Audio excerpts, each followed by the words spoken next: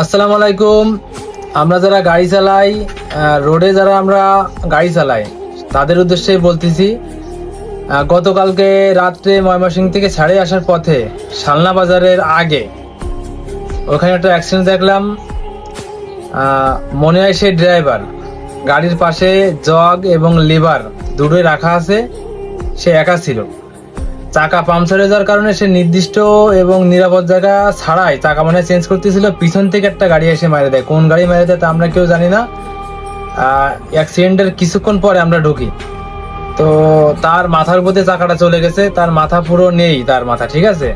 তো আমার যত ড্রাইভার ভাইরা আছেন, আপনাদের কাছে রিকোয়েস্ট থাকবে, চাকা পাংচার হবে, সবই হবে, সমস্যা নেই। একটু মানে একটা নিরাপদ জায়গায় যদি চেঞ্জ করেন তাইলে আপনার জন্য উপকার, আপনার রোডে চলা ভাই ব্রাদারদের জন্য উপকার।